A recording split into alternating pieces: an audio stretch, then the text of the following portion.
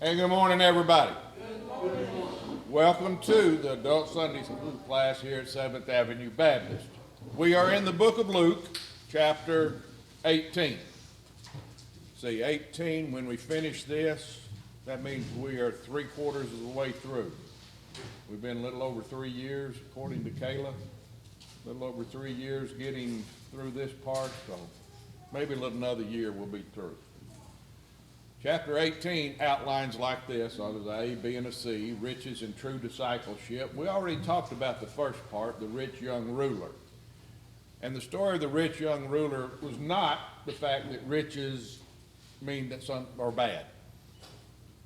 It was instead a teaching about what do we place before our service to God. For the rich young ruler, what was his problem? Riches. Yeah, the money, the position, and all that came with it. So it boiled down to, we called it idols. We had a couple of weeks pretty good discussion about idols. So what about our schedule? What is it about our resources? What is it about our desires? Do any of those become idols? And if we're not careful, we learn yes, they do. Today, Jesus announces his coming fate. This is kind of simple. Jesus just gets the 12 disciples and says, come here, guys, let me teach you. This is what's coming next. That's all it is.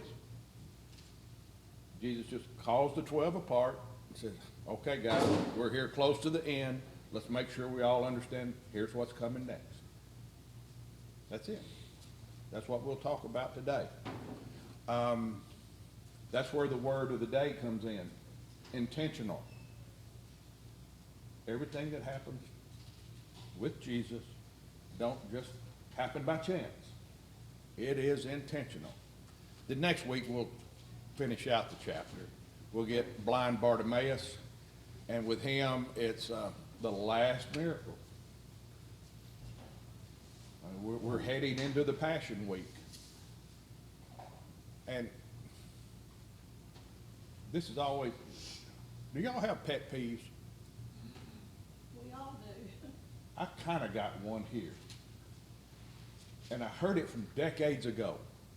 People said, you know, Jesus got to this point and he'd had 3 years of wonderful ministry. And when he got to this point, he just lost control. Have you heard that? Things just started going bad for him right here. You know, if Jesus just could have kept his momentum going and didn't wind up that last week, and if Jesus had just been smarter about getting stuff, that's a pet peeve. I hate to hear people get off on that. I heard someone say it was a failed ministry. Yeah, I've heard that. you've heard it called a failed ministry. So God incarnate could not control his destiny. I'm pretty sure if he wanted to, he could have been like, you know what, all y'all Roman Empire, gone. Yeah, could have. You're exactly right. Exactly. But I don't know, some people, they want to do that, and maybe some I wrote a paragraph in yellow about it, and that's just what I said. I'm not going to read it again. So don't fall for that, okay? Everything that Jesus accomplishes here, what's our word of the day? Is intentional. I mean, if Jesus had quit right before the Passion Week, what about all those prophecies in the Old Testament and all this? You know, they would have not come true. So, don't fall for I'll use your term, Linda, don't fall for the ministry fails right here. It don't. Now, if we look at, here's what we got left, just 2 stories left in chapter 18. These promises he makes to the disciples and then the blind man at Jericho. And all 3 of the synoptics have these stories in them. Matthew, Mark, and Luke all tell the same story. I want you to keep in mind the timing. We're getting close. What was it? I think I used the word already. What is the word they call that final week? The Holy Week. What's the one that starts with a P? Passion. Passion Week. You ever heard of a passion play? Yes. You know, that's about the last week. Yeah, we're getting there. Not quite, but we almost are. Look at it just in Luke. If we go back to chapter 9, verse 51, it says, Jesus set his face toward Jerusalem. At that time, way back 9 chapters ago, he says, you know, okay, I got to start heading that way. And that's only a couple months ago. And then in the next chapter, 19 and 11, it says he was near Jerusalem. Later in verse 28, he was going on ahead, ascending. What does that mean? Going up. Going up to Jerusalem. Then in verse 41, when he approached, he saw the city and wept over it. You get the idea Jesus is moving and where he's moving to? He is going to Jerusalem. Yeah. And in verse 45, it says he entered the temple. Well, of course, where's the temple? In Jerusalem. Jesus is intentionally, right here, going into that last week of his life. And he knew it. And he knew it. And he knew it had to happen. The word, it was intentional. It was not happenstance. It didn't, Jesus just woke up and, oh, this happened to him that day. It was intentional. So let's look at the verses. And he took unto him the 12. Anytime you see that, that's referring to what? Right, the 12 disciples, the 12 apostles. And said unto them, behold, we go up to Jerusalem. How come we got up again? That's right. That's exactly right. And I found this cool picture, so I had to use it. Let me go to my little pointer. So way up here where the red dot is, Sea of Galilee. Way down here is the Dead Sea. What runs between the Sea of Galilee and the Dead Sea? Jordan River. About like the Duck River in size. So here we got the Mediterranean Sea. And then we got this cross section. This cross section is what made it cool. So sea level, right? Right at the Mediterranean. And then close to sea level, there's what's called the coastal plains. If this was color-coded better, it would be green. If you want to grow something, you need to be close to water. And then you get the Judean hills, and you see Judea is in it. Or excuse me, Jerusalem is in the Judean hills. And then as you travel east, man, you just fall off the face of the earth to the deepest spot on earth. And that's the Dead Sea. That's the lowest elevation place on earth. It's below sea level. So if you were at Jericho, which is where Jesus is, and you were going to go to Jerusalem, according to this map, you got a pretty good hike, don't you? You're going to walk uphill to go from Jericho, one of the lowest elevation places on earth, up to Jerusalem that's at 2,540 feet above sea level. So in about 15 to 18 miles, you're going to go over a half a mile up in elevation. Pretty good little hike. I keep thinking about how mad Jesus' mom and dad had to have been when Jesus was 12 years old and they had walked a day away, had to turn around and walk right back up that mountain, yeah, to go get Jesus in the temple. Here's another picture of it. This will help also. So here's the Mediterranean. And here, oh, we got some green. This is the coastal plain. Then you got the low hills, kind of like if you go from here to the Smoky Mountains, you get up on the plateau first, the lower elevations, and then you get to the mountains. Well, this would be like the plateau. And then you get into the hills. And there's Jerusalem. You can see it. It's in some chopped up country, isn't it? Now, where was Jesus headquartered for a lot of his ministry? Way up here at the Sea of Galilee at Capernaum. In fact, this area, this little whole quadrant right here was Galilee. Everything to the left or west of the Jordan and the Sea of Galilee was Galilee. Josephus tells us there was like 200 towns there. None of them was big, said, but you just never got out of town. You go from one little small town to one little small town.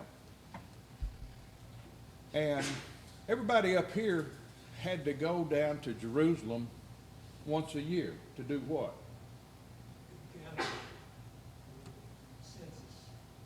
Yeah, once a year they did the sacrifice at the temple because way back in Exodus they had the Passover, right? So let me ask you, looking at this map, if you were up here, say, around Capernaum, and you had to get to Jerusalem down here, and you're walking, how you gonna go? Across them hills? You're going to walk down that river valley. And that's what happened.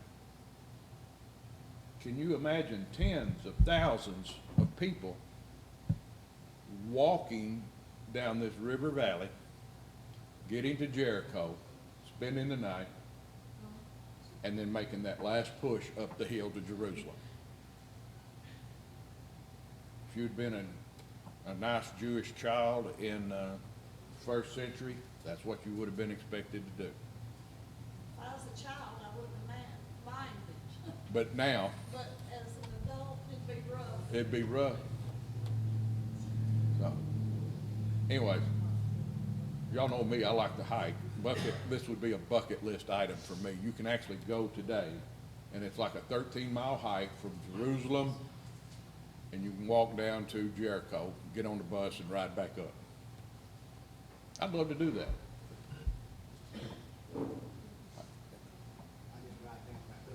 You'd be on the bus Both ways. both ways? Okay. Sit on opposite side, come up, No. see something on the other side. Anyway, I thought this would help understand. It's just a schematic. When Jesus says, let's go up to Jerusalem, it really is up. And we know Jesus he's either in or near Jericho for chapter 18, part of 19. I mean, Bartimaeus was in Jericho. Zacchaeus was in Jericho. You know, the wee little man and a wee little man, that was in Jericho. Jericho's a pretty cool town. Actually, there's like 3 Jerichos. You know, where did we first hear about that in the Bible? Jericho is a town that's surrounded and the walls fell. Right. What, They blew their horns. right. There's ancient Jericho. They call it that, and they have found that. They've dug it up, and sure enough, the walls had fallen outward. And the walls had apartments in it, like Rahab's apartment was. So they have found that. Well, and then during Jesus' time, Jericho got rebuilt. In fact, I'm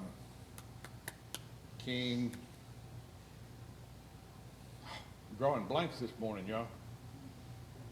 Who is the king that tried to kill baby Jesus? Herod. Thank you. King Herod the Great had a palace built there. It was a winter palace. You didn't want to spend a winter up at Jerusalem in the mountains. You want to spend the winter down low in the desert. It's called the City of Palms. So there was a Roman Jericho. So there was the ancient Jericho in Judah 6, thank you, and the New Testament Jericho, and then there's the modern city Jericho, still a town there. So there's actually 3 Jerichos. So if you see something that says like, oh, it's 15 to 18 miles, it's not that they don't know. Which Jericho do you want to start from? That's what it means. All right. And he took unto him the 12. Behold, we go up to Jerusalem, and all things that are written by the prophets concerning the Son of Man shall be accomplished.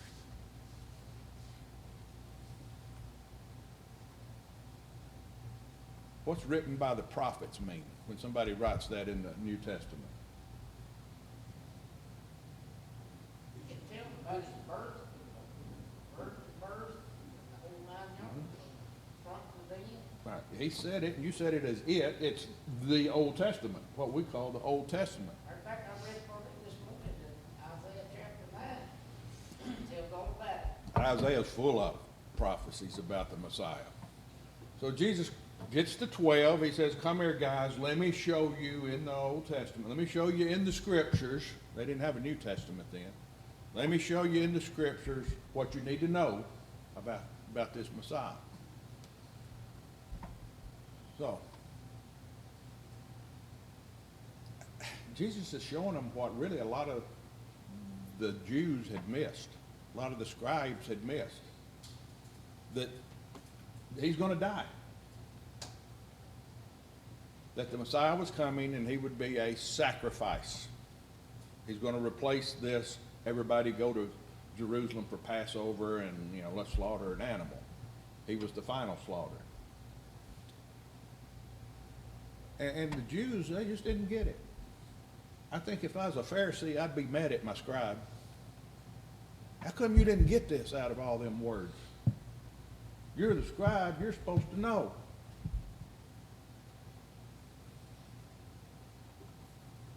And then to the Gentiles, the idea that a God was going to be killed by man, that was just stupid. To the Gentiles, the gods were like Zeus, Atlas, Poseidon, Mercury. They couldn't be killed by humans. So to a Gentile, to think that a God was going to be sacrificed to be killed by, that was dumb. The Jews thought it ain't going to happen, and the Gentiles thought it was dumb. Jesus says, come here guys, let me show you. This is what's going to happen. The Jews had a completely full-blown view of what the Messiah was going to be. They had an eschatology, if I used a 50-cent word. They understood, they thought what a Messiah was going to be. Here's what they expected. They expected a coronation, not a crucifixion.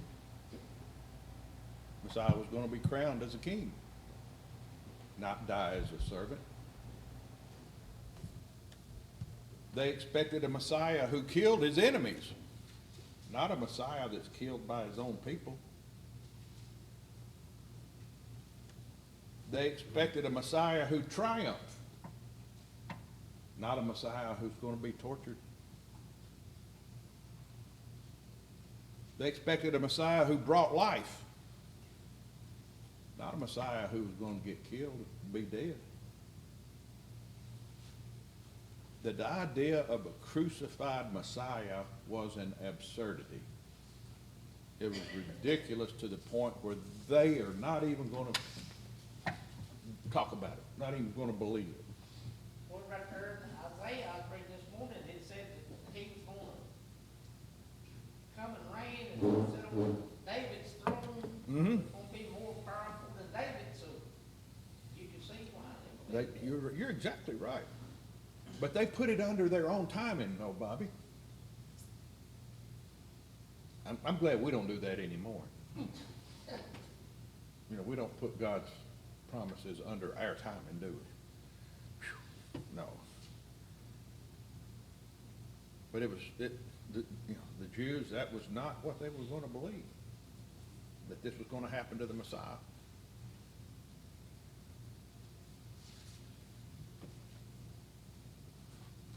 Word's intentional.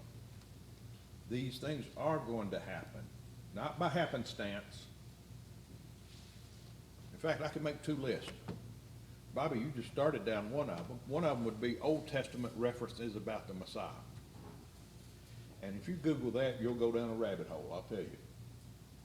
I found commentaries that would say there's 300 references, and another one say, well, there's nearly 400 references, and oh, here's a list of 50, and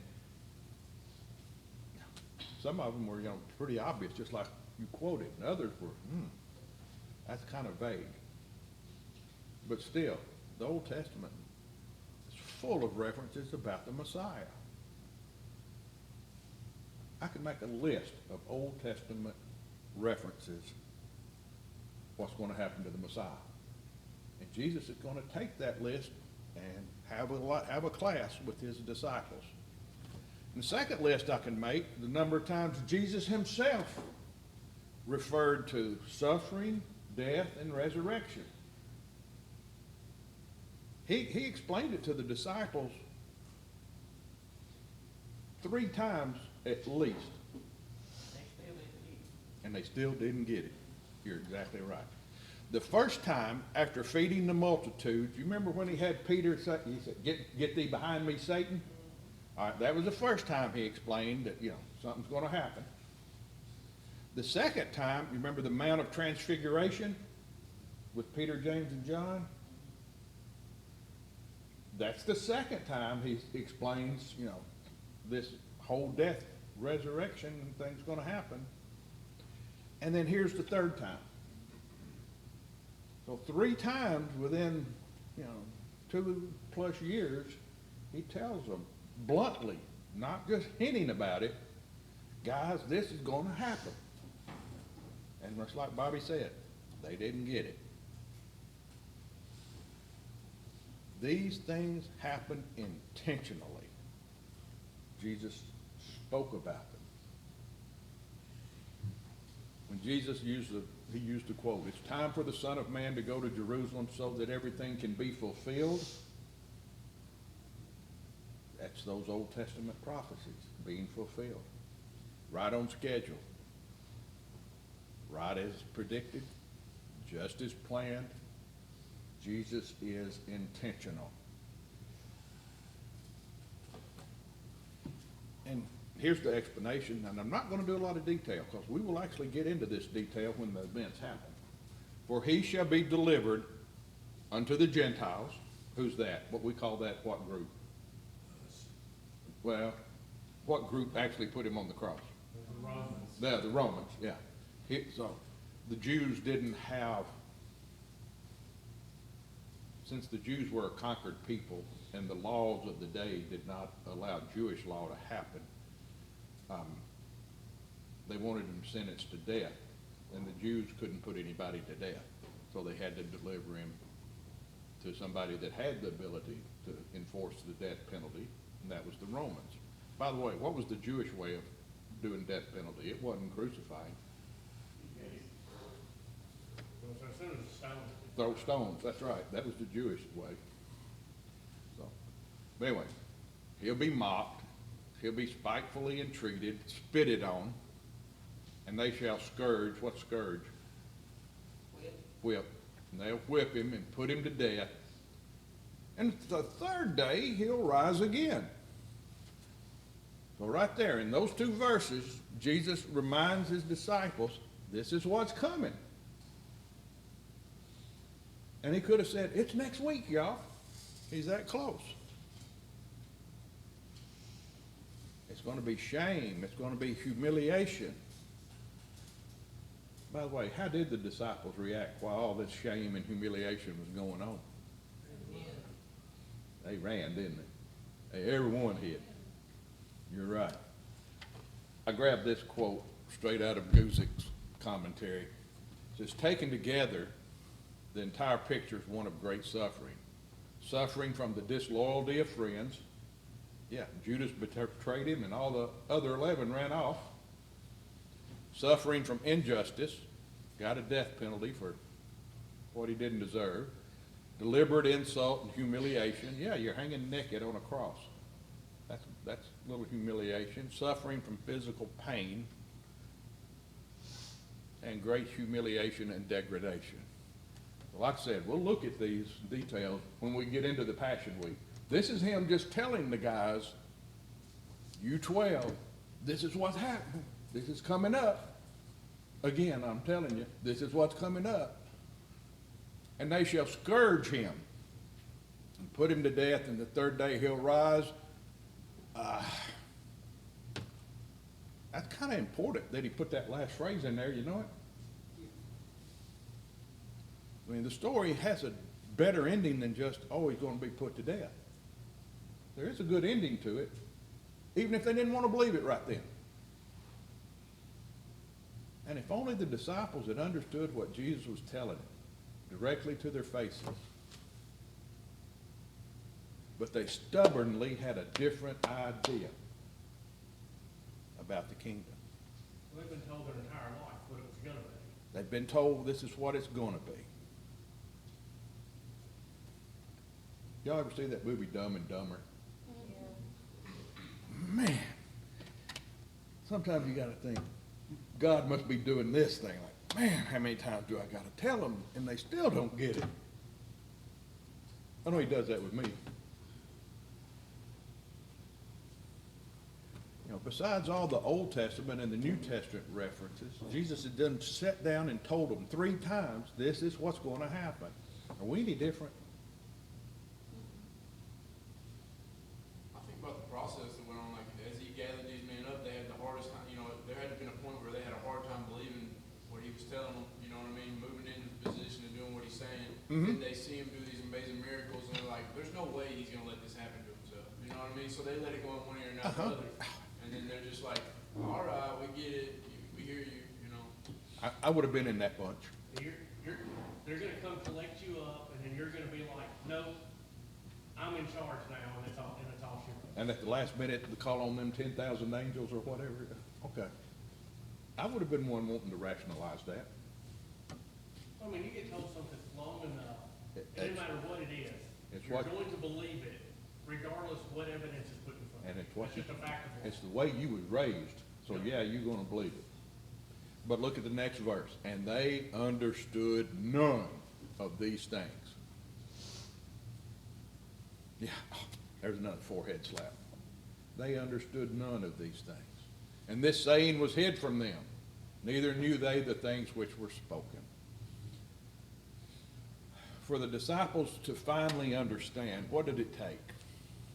After the resurrection, there was a 40-day period of time.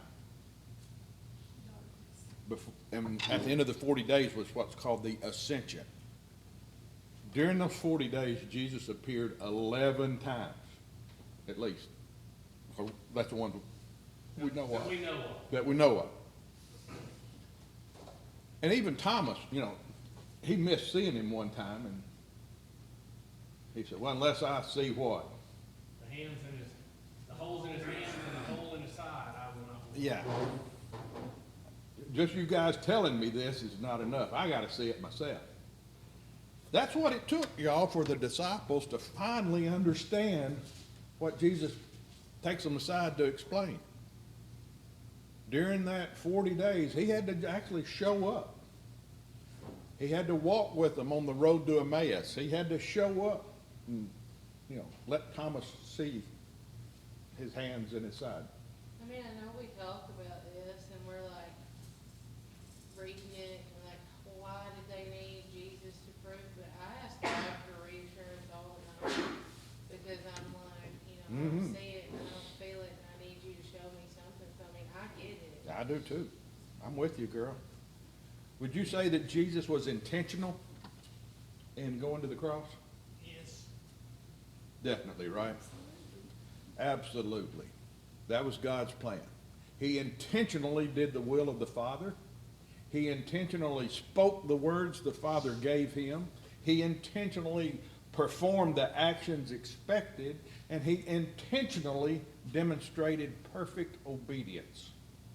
We asked God to let this cup pass. Ooh. And still, and like the David told, at any point, he could have called angels and said, nope, I'm done with it. And chose willingly to go through. Yeah. At one point, Jesus even said, Lord, if you could, let this cup pass. Remember that? Yep. It's kind of like, you know, He Lord, said, Lord, I'm gonna, Not my will, but yours. that's right. Lord, if you can make this any easier, I wish you would, but, you know, your will be done, is how he said it. Jesus followed God's intentions. Is there a lesson there for us? Set the example. Big time. Big time. Well, let's back up in Luke, to about Luke 6.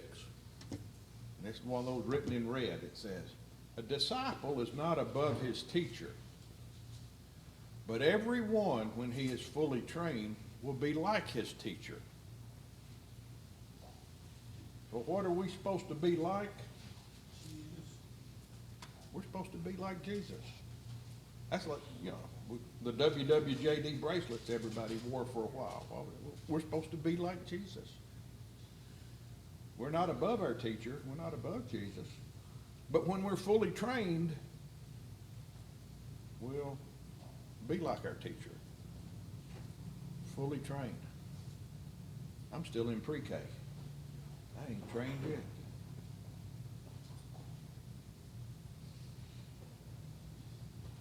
I know that Jesus was intentional. Are we?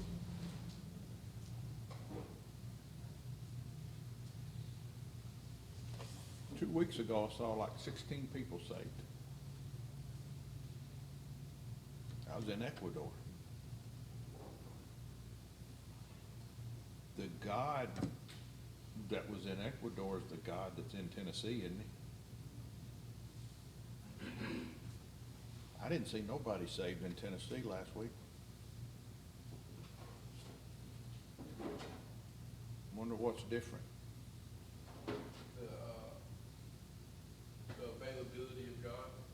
I feel like in that country, they're like, this may be my only opportunity, and I better seize it now. And we walk around like, I can stop at any one of these brick buildings and I can get it then. You know what I mean? Like, we treat Christianity like fast food. You know what I mean? Like, when we get ready for it, we'll go get it. So let me use. That too, but I believe, I believe that they're probably, we've been presented the gospel more here in recent times, and there's more people that's accepted Christ in Tennessee than has in the country that he's in. That's just another view of mine. Can you put our word of the day in there?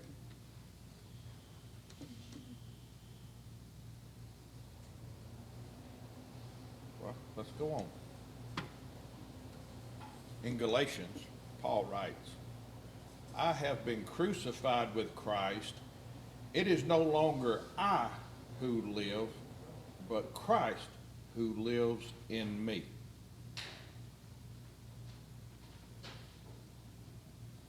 So, I got Christ living in me now. The I've learned I must crucify daily. I must get rid of the I so that the Christ may live. What about my intentions? Let me tell you this. When we started a day in Ecuador, there was 15 of us on the mission team. We met in the breakfast room. We had a devotion. We had prayer. We had breakfast. And we had assignments for the day. The assignments for the day were all events that was leading up to building a church in this town, establishing a church. And it was a lot of visiting during the week leading up to the events of Saturday and Sunday. We had assignments then during the week, Tuesday, Wednesday, Thursday, Friday. You'd go visit, you'd invite, you'd have Sunday school class in people's houses. It was, they called it discipleship. That was my role, a lot of it. You did get to witness to people also, because there'd be, 4 people in the room ready for a Sunday school class and one that's not saved. So you'd present the gospel there. But we had a plan. We had intentions for the day.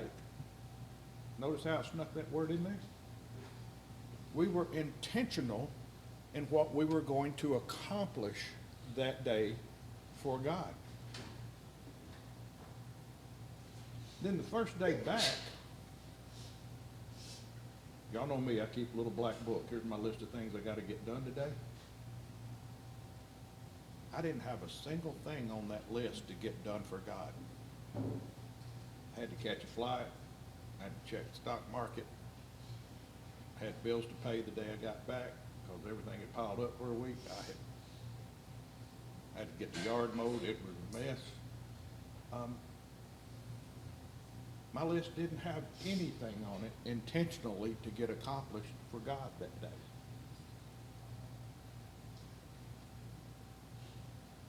I was living in me. It wasn't Christ living in me. I had my list of things to get done.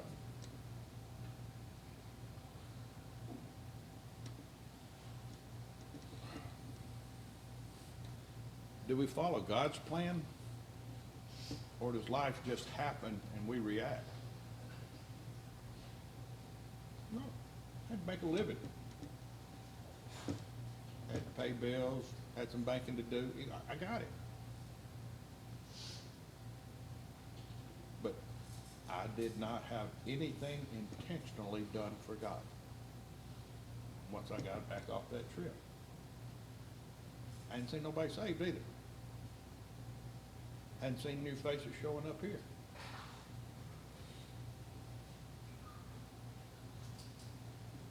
A large part of our Christian walk is our intentionality of being like Christ. One more verse. Whoever says he abides in him ought to walk in the same way in which he walked.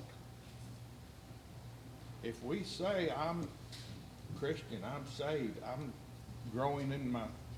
maturing in my faith, it ought to show up. My list of things for today ought to have, here's what I'm also getting done for God.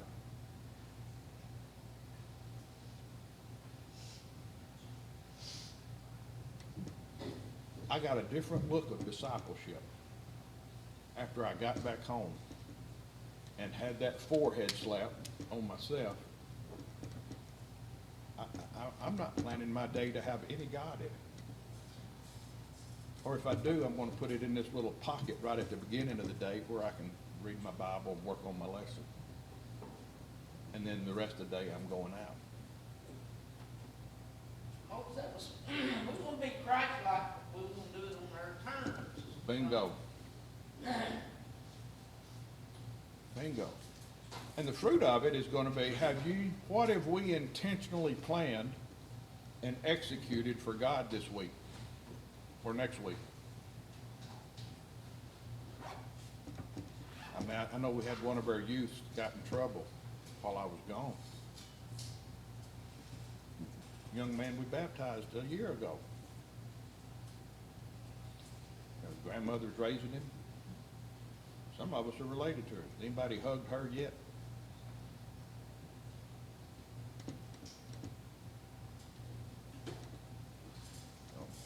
Terry Lineberry ain't been with us in a while. He's got an infection in his left foot now. Now, his right foot's off. Now he's afraid he's going to lose his left. He's scared. Anybody talk to him?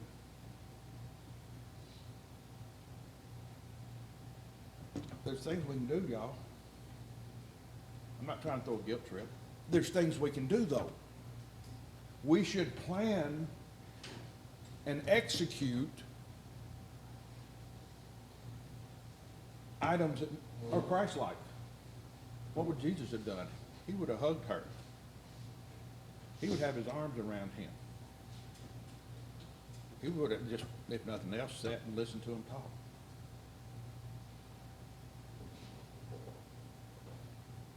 That's what I got to do.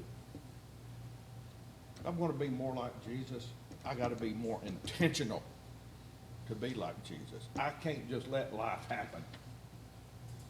And, I'm going to be Christian when life happens. I have got to plan and be intentional and do things.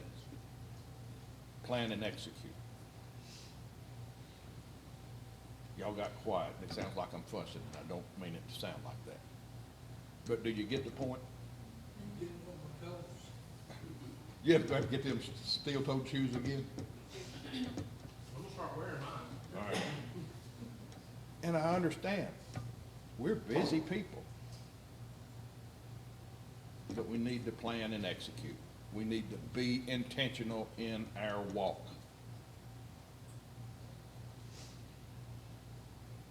That's the last slide I got.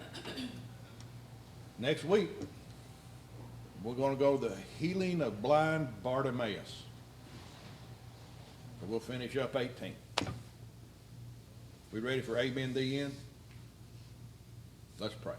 Lord, thank you for the day and all the blessings you've given us. Thank you, Lord, that you were intentional, that you went to that cross and that salvation's available to us. Now help us to mirror you. Help us to be like Christ and be intentional in our walk with Jesus. Be intentional in our actions. And Lord, that when others would see us, they would recognize, hey, that's a Christ-like behavior. They do the right thing. Open our eyes so we see those things. Forgive us where we fall short. And all God's people said, amen. Thank y'all.